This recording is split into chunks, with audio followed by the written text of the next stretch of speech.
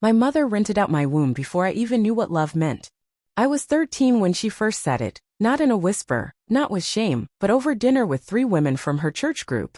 The words hung in the air like smoke from a candle that wouldn't die. "She's got strong hips and a perfect cycle," Mom said, slicing roast chicken like we weren't talking about me. "God made her for this." I sat still, trying to be invisible, the way I'd learned to do when conversations shifted from food to fertility, from hymns to hormones. Our home didn't smell like cookies or cinnamon, it smelled like prenatal vitamins and lavender oil. My mother's world revolved around ovulation calendars and donor profiles.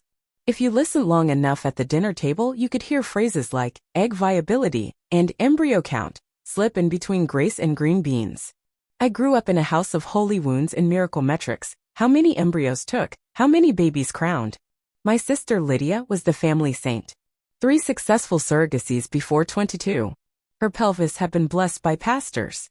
Her stretch marks were signs of divine labor. Mom once kissed one like it was a crucifix. Me? I was the quiet one, the obedient one, and apparently the next in line. It wasn't like I didn't know the signs.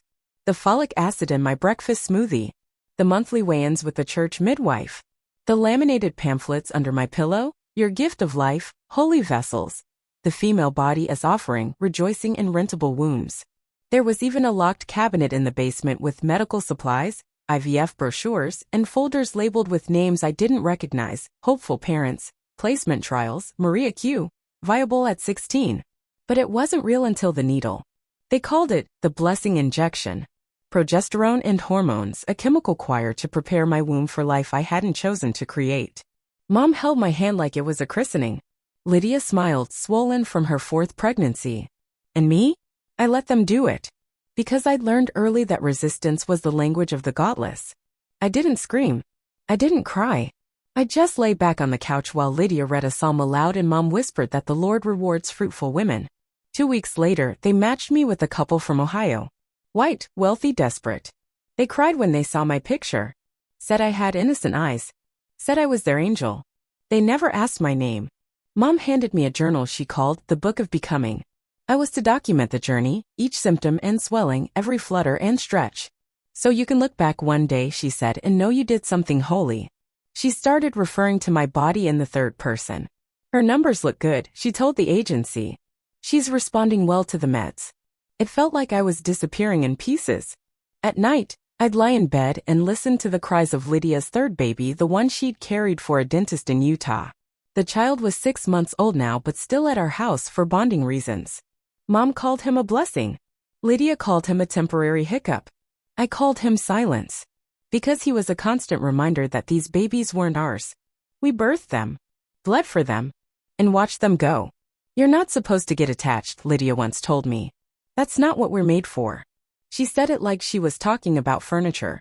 I wrote the words in my journal and underlined them twice. The Ohio couple flew in on a Tuesday. It was raining. Not the gentle kind that kisses windows, but the bitter kind that slaps you across the face like you owe it something. Mom baked a pie. Lydia curled her hair. And I sat at the kitchen table in a white blouse with mother-of-pearl buttons, hands folded like I was being auctioned.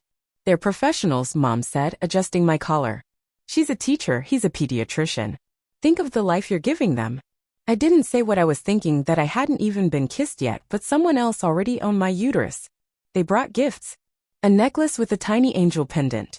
Prenatal supplements in a silk pouch. A printed letter, laminated and lined with gold ribbon, thanking me for my selflessness. They called me a miracle. Not a girl. Not a daughter. Not a person with dreams. Just a miracle. They were crying. Mom was crying. Lydia dabbed her eyes like it was a wedding. I just nodded. My voice had become optional by then. The clinic was next. That's where the real work began. Blood work. Transvaginal ultrasounds. A psychiatric screening where I said all the right things and none of the true ones. Yes, I feel called to help. No, I'm not being coerced.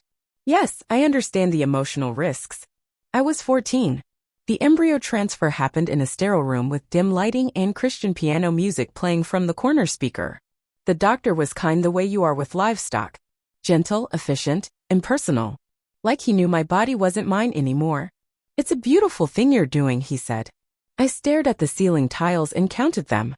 The worst part wasn't the pain. It was the waiting. The way everyone watched me like a sacred container, lips pursed, eyes tracking every movement. As if sneezing too hard might shatter the blessing.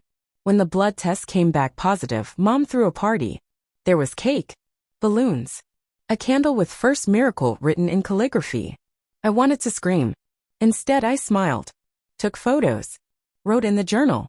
Today, I became a vessel. The nausea started around week 6. Vomiting in the morning, headaches in the afternoon. Lydia said it meant the baby was strong. Mom called it sacrifice. When I fainted at the grocery store, they blamed it on excitement. When I lost 7 pounds, they said my soul was making space. I remember standing in front of the mirror, shirt lifted, staring at the faint curve that had started to bloom. It felt like watching someone else's story unfold under my skin. I pressed my palm to it quietly, privately. I whispered, "I'm sorry." It was just a flutter at first, like butterfly wings brushing against the inside of my stomach. I froze. I was brushing my teeth. Mint foam on my lips, shaking hands on the sink. For a second, I let myself believe it was ours. Mine. Then I heard Mom yelling downstairs, something about protein intake, something about vitamins, and the illusion shattered. I didn't tell her. Not that day. Not any day.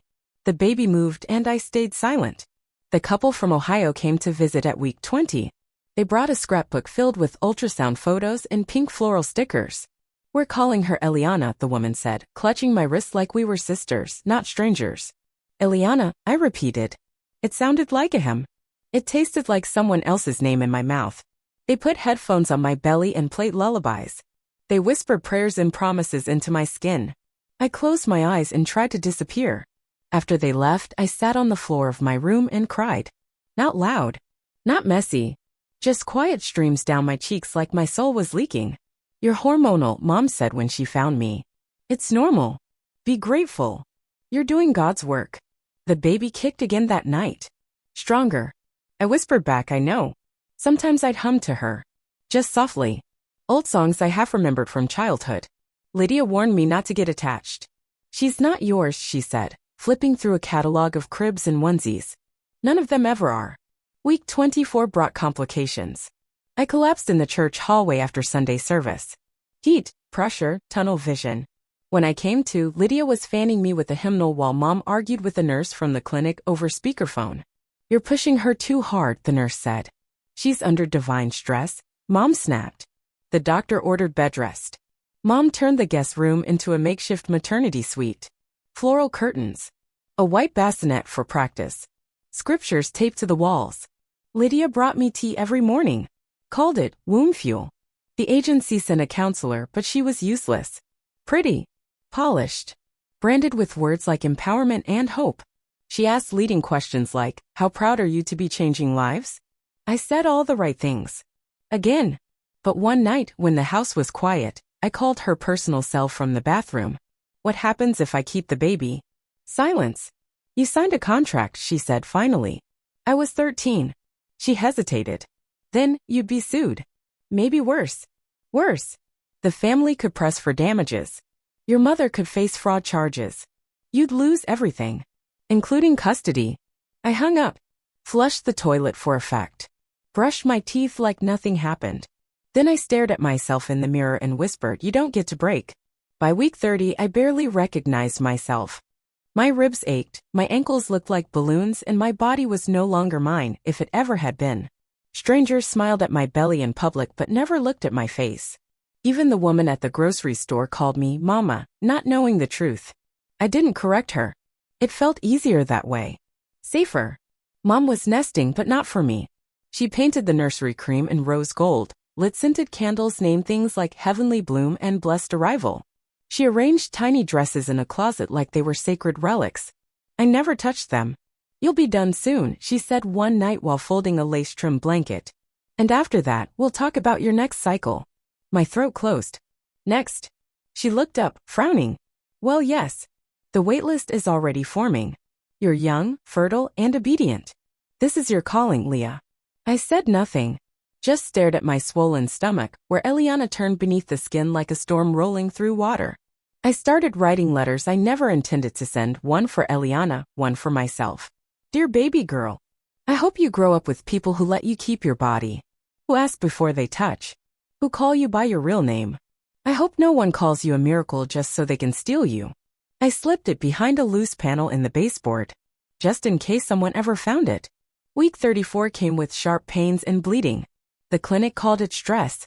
The agency called it early labor. Mom called it an attack from Satan. I told you not to hum to her, she said through gritted teeth, pressing a cold cloth to my forehead. You're too attached. You're interfering with God's plan. I was admitted to the hospital the next morning under an alias. The agency had arranged it. No one was supposed to know my real name. Just my contract number. Patient 6713, the nurse said, checking my Baby looks stable. Try to rest. I wanted to ask her if she remembered her own name when she was in pain. If her mother ever rented out her bones. But I stayed quiet. It was the only power I had left. Eliana came early. At 36 weeks. No fanfare. No slow swell of strings. Just a long scream and a colder silence. They didn't let me hold her. She's not yours, Mom said gently, like it was a mercy. Don't make this harder than it has to be. The couple arrived within the hour. The mother sobbed when she saw Eliana swaddled in pink. The father took photos. Flash. Flash. Flash. I blinked each time like it was gunfire. They thanked me. Again. Again. Again. And I said the line they trained me to say, it was my honor to help. Then I turned my face to the wall and let them take her. The ride home was quiet. No balloons.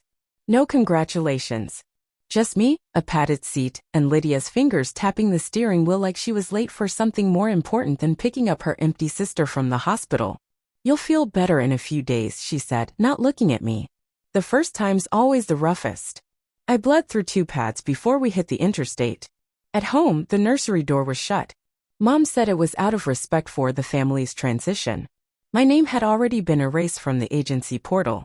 No recovery resources, no follow-ups.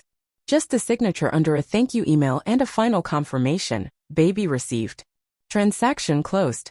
Mom cooked a casserole and told me I was brave. Lydia handed me a new folder, potential couples, fall matches. I hadn't even healed. You'll want to stay on schedule, Mom said. Your fertility window is golden right now. And we have people counting on us. Us? Like I was part of the team. Like I was lucky to bleed for them. That night, I couldn't sleep. I lay in the dark and felt the shape of absence where Eliana had been. My stomach was soft again. My body was quiet. But my heart kicked like it hadn't gotten the memo. I checked the baseboard panel. The letter was still there.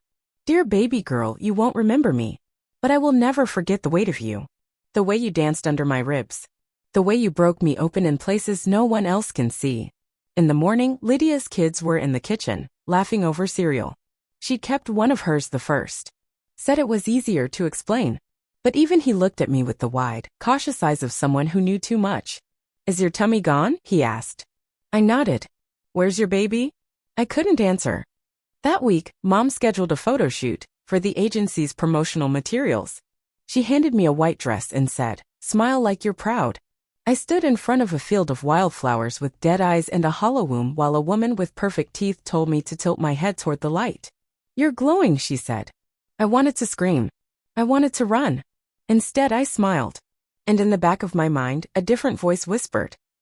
You don't get to break, but you do get to escape. It started with an email. Subject line, wonderful opportunity, twins, high payout. Mom printed it out and laid it beside my breakfast like a love letter. The couple was from California.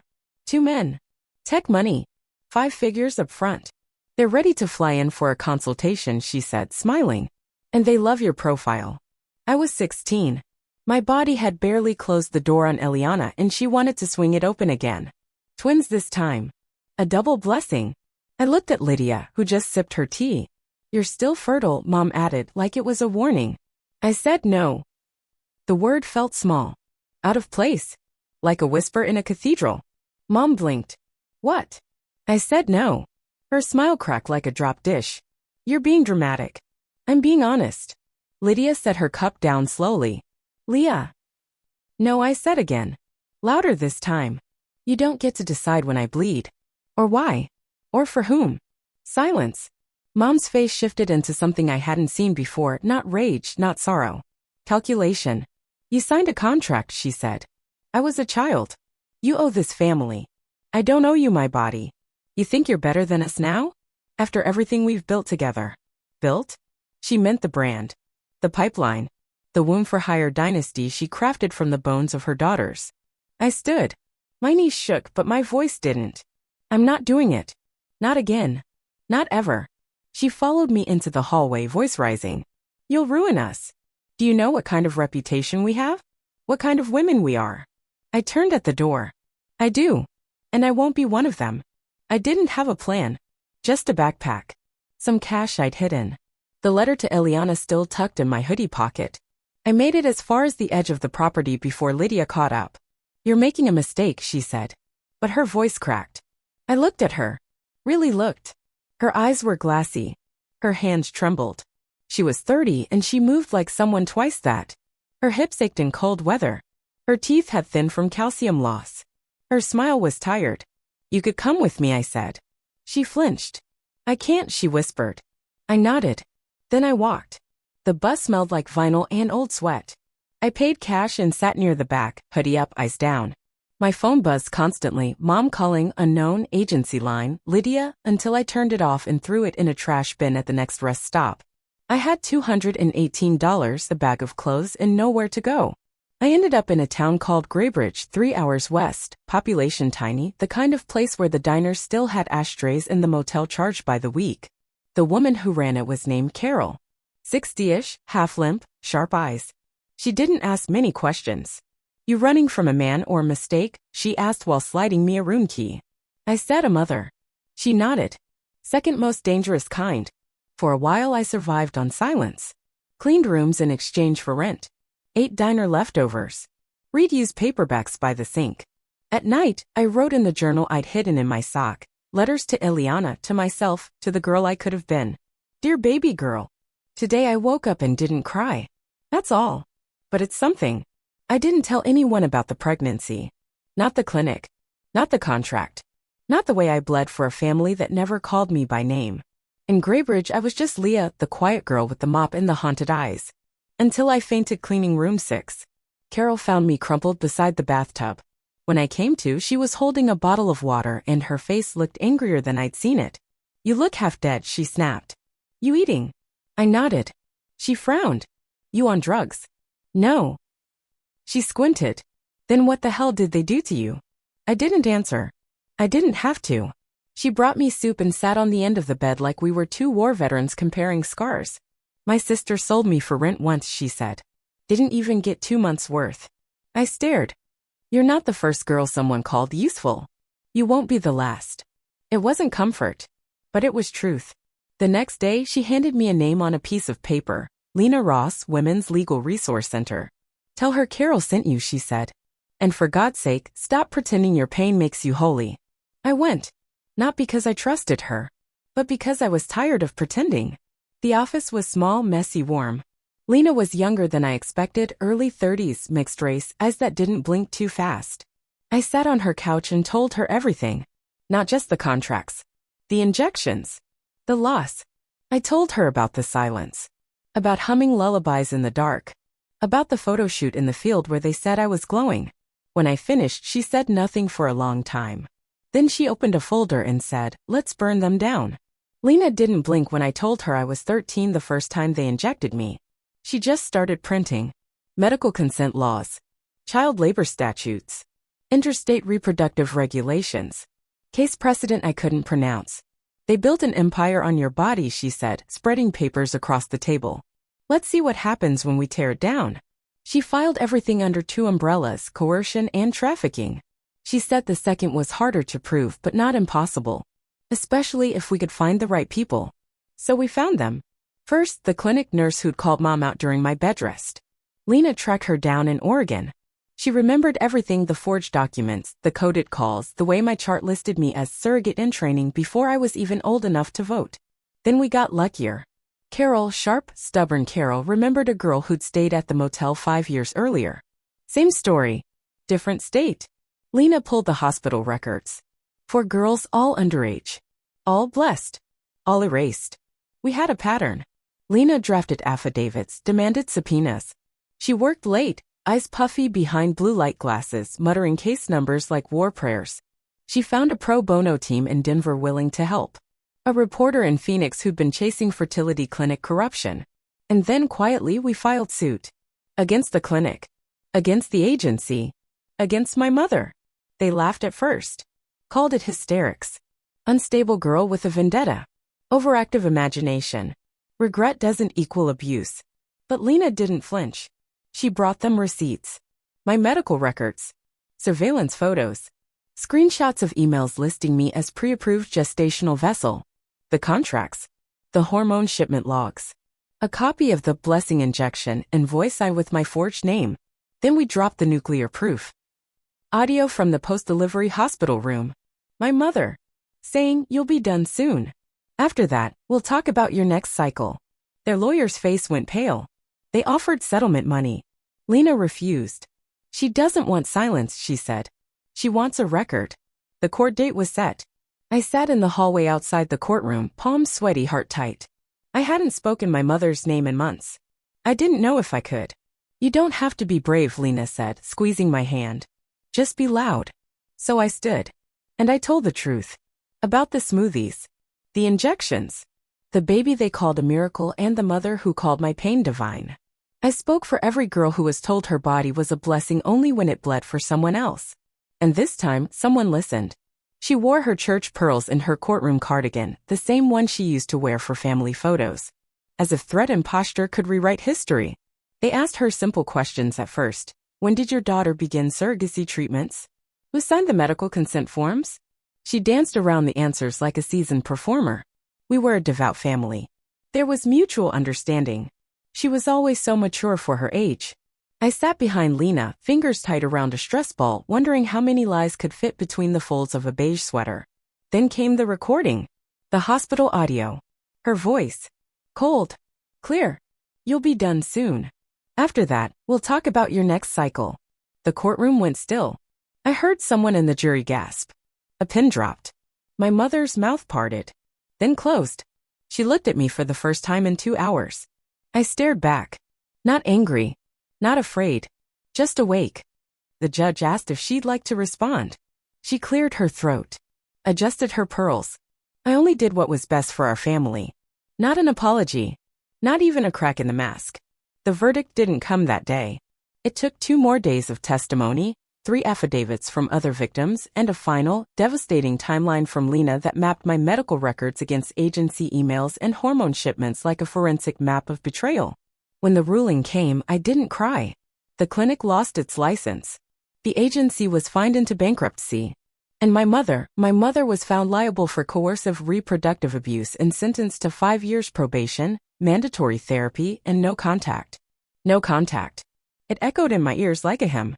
Lena hugged me outside the courthouse. Carol sent a text. Proud of you, kid. Don't get soft. I walked to the bus stop alone. This time, no one followed. That night, I pulled out the old journal and wrote my last letter to Eliana. Dear baby girl, I never stopped thinking about you. Not once. I hope you grow up safe. I hope you grow up free. And if one day you find this story, this truth, I hope you know I tried. I bled. I fought. And I won. For you. For me. For the ones still trapped. It's been 3 years. I live in a quiet apartment above a bookstore where the air smells like old paper and vanilla candles. The owner, Jess, lets me run the poetry section. On weekends, I host writing workshops for teenage girls. I don't tell them everything. Just enough. I tell them their bodies are not battlegrounds. That love never demands blood. That obedience isn't holiness. That silence can feel safer than truth, but truth is the only thing that ever set me free. Some days I still wake up with phantom aches in my hips. Some nights I dream of a nursery I never entered. But they don't control me anymore. My story has teeth now. It's been published in legal journals, whispered in state hearings, printed on pamphlets handed out at clinics. Lena's center got funding. Carol helps vet girls seeking shelter. And me? I'm applying to college next fall, something in law or trauma ethics. Eliana would be 3 now. I don't know where she is. But I know this, if she ever finds me, if she ever knocks on my door and asks who I am, I will kneel down. I will say, I'm the one who carried you through a storm I never chose. And I still remember the weight of you under my ribs. Not to guilt her. Not to reclaim her. But to remind her that she was always real. That she was never just a miracle for sale. My mother writes sometimes. Letters in tight cursive quoting scripture, begging forgiveness, offering explanations. I don't respond. Lydia hasn't carried since. She sent me a photo last spring, her son, and a dog named Mira. She looked tired but happy. We don't talk much. But that picture sits on my desk. Because survival looks different for all of us. Some bury, some burn. Me? I build. Every girl who walks into my workshop writes a truth she's been afraid to say aloud. We fold them into paper cranes and hang them from the ceiling. A flock of silence breaking. Because I wasn't born to be a vessel. I was born to be a voice.